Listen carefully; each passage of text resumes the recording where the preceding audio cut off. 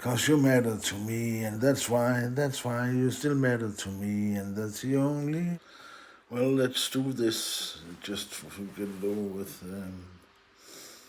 I'm going to talk a lot about Kiss, the rock band that hangs behind me here, for the next several hours or 4 minutes regarding what level my fleeting mind is working on today. I love Kiss, and when they played their last concert in Madison Square Garden, the 3rd of December 2024, I actually cried like a baby, and for several months afterwards, I had a feeling of talking about a dead relative whenever I was speaking about Kiss. Kiss has been a factor in my life since 1980, when my friend Dinas' big brother Johan had bought Unmasked. And as you can see, they pull off the masks from this drawing from the cover, and they have masks underneath it, or makeup underneath it, and it was so mind-blowing for me to be told that nobody knew how they looked beneath their makeup. And also I was shown some of the solo records, I think Peter Criss and Israeli or something, and the notion that they... Just a second, be right back. That's what happens when you lean your recording equipment against an empty thermos. Note to self, don't do that again. Anyway, what excited me about Kiss was the notion that nobody knew how they looked, and that their image actually stuck in my mind more than the music did. I wasn't that much into music when I was 10 or 9 years old. Later on, Dinas and his other brother Ketil came out to me in my little village to watch a Kiss concert or something on German television. And then in 1984, I moved to Rødding, the big city in the municipality with 3,500 inhabitants, where I met Kenneth, my lifelong friend, and my mentor in many things musical. He's a key figure in my life, and I love him very much. He was a big Kiss fan, and we... at one point, I said I'd like to have some Kiss on cassette tape, so he brought his two single LPs that he had at that point, I think, with him to our friend Bodycore, or Jesper Slots, who had a record player, which we didn't have. That didn't stop us from buying records, but we made a tape for me with Paul Stanley's solo album on one side and Dynasty on the other side, and I was rather blown away by the songs on both albums. Good places to start when getting introduced to Kiss, I must add. Then it kind of took off from there. The unmasking of Kiss in 1983 was something I, by chance, saw in a Bravo magazine, a German music magazine, and I remember being kind of disappointed of how ordinary they looked. They weren't those otherworldly beings that I had envisioned when still looking at them only in makeup.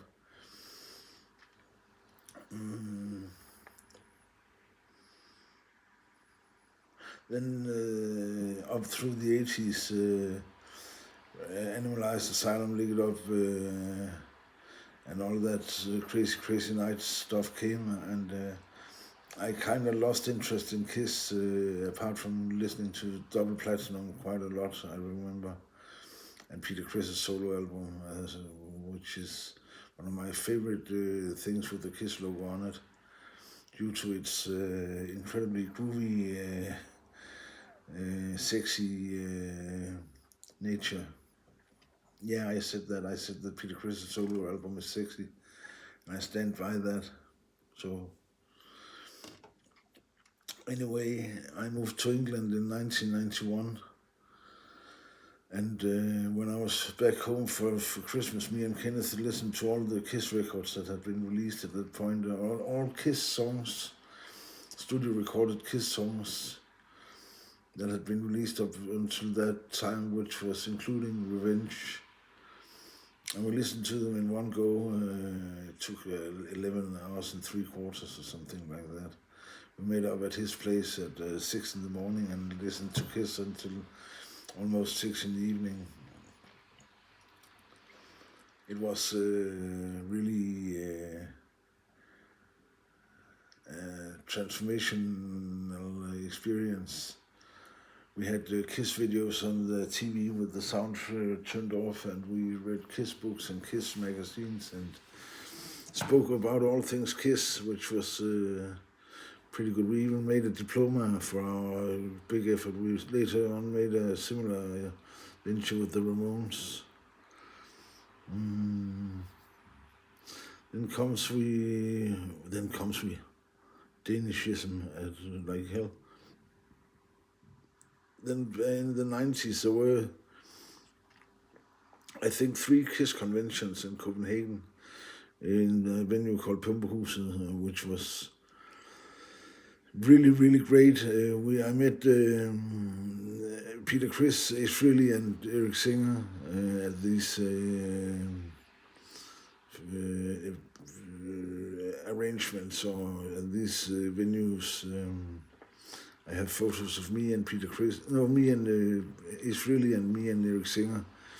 Somehow I don't recall why there wasn't taken photos of Peter Criss. I have this silly notion that he wouldn't allow it, which makes his being there quite arbitrary.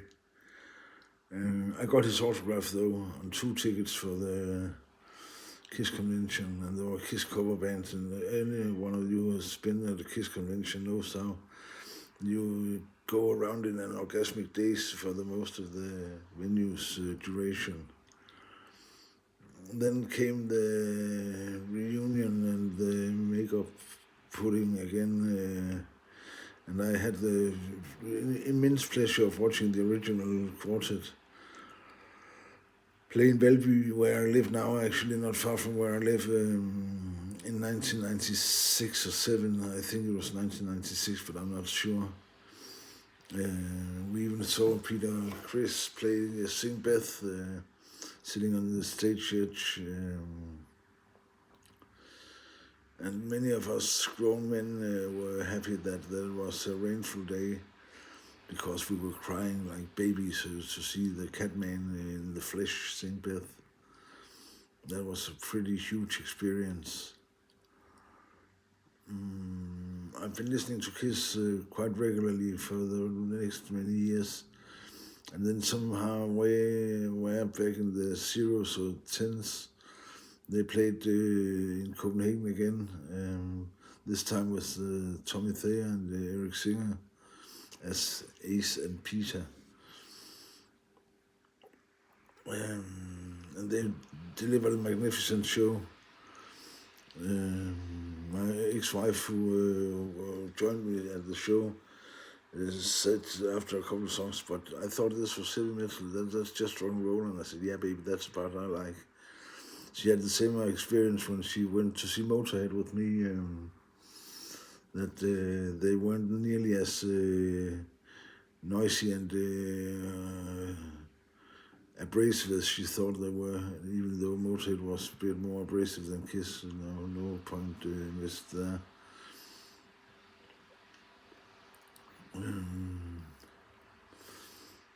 I have one band tattoo with the Swedish rock band Bopun on my leg, and Kiss and Napalm Death are the 2 only other bands that I've considered getting logos of tattooed on my body. And I still might get a simple black and white Kiss logo and a simple black and white Napalm Death logo, just to wear them under my skin, as they've been burrowed down in my brain for much of my life. Just to get back to Eric Singer and Tommy Thayer, both of them have had a long history with Kiss, and both of them have not contributed that much to the discography, which is, I think, some of the underlying critique points people have when they say that this is Kiss Light and blah, blah, blah, blah. I like Tommy Thayer and Eric Singer. They aren't Ace and they aren't Peter, and they'll never be them, but they fill out their platform shoes in somewhat and sufficient manner. If I should choose to have them dress up as the Scarecrow and the Vicar or something, it wouldn't be the same, especially when they didn't release that many records with them playing on. People tend to forget that for Kiss to change the half of their iconic visionary, it's not called image and brand, that would be probably even more hated than the somewhat unexpected but understandable solution they chose by giving them the moniker of the Catman and the Spaceman. And we mustn't forget Ed Cannon, who actually filled out Peter's shoes at one particular concert when Peter couldn't play due to something with his arms. Then his guitar, his drum technician was put in makeup and costume and thrown on stage and delivered the goods, apart from the vocals on Black Diamond, which he didn't sing, but Paul did. By the way, following a really weird intro version of the Out on the Street for a Living, which is only begun. Paul just whittles on his guitar for quite a long time with lots of distortion on it, which is weird but quite funky and great in the same way.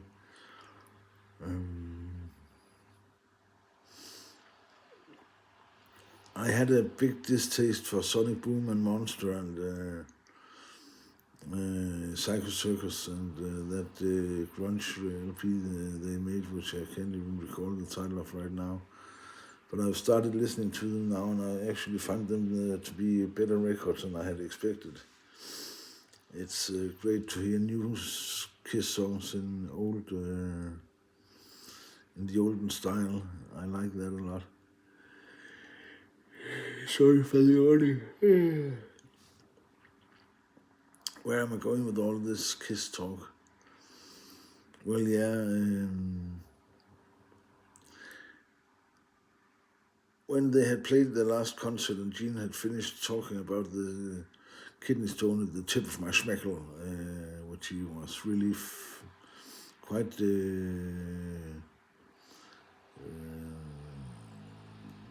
fixated on right after the concert. It was first at that point when I should tell people that I had seen the last Kiss concert, and my eyes started welling up, and I thought, what the fuck is happening? It can't be that I'm crying over a rock band that's gone to the eternal hunting grounds. But I was crying over Kiss. And the thing is that some people have it with actors and some people have it with politicians, and I have it with rock bands. They are more or less family to me in some unforeseen manner.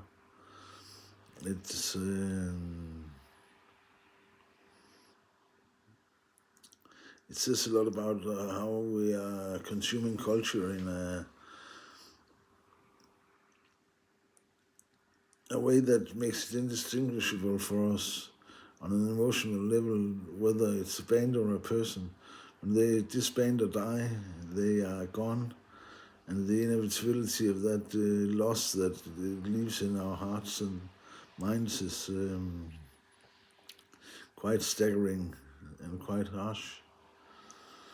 Then Ace Frehley died, and the fucker had the audacity to die the day before my 55th birthday. So I woke up to the news that he had died, and I cried a bitter tear.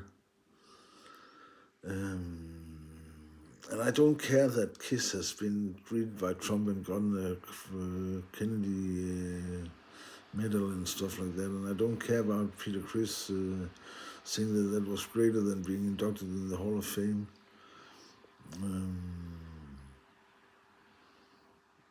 What I do care about is that I love Kiss more now than ever, and I'm looking forward to see the upcoming Avatar shows, if they'll ever be realized, which I hope they will. Kiss is kind of the glue that sticks my life together in the different parts my life consists of. The red thread, as we say in Denmark, is Kiss and Napalm Death. So if you think that it is weird that a grown man wets his cheeks for a rock band with some dubious business people and some addicts of one kind or another that play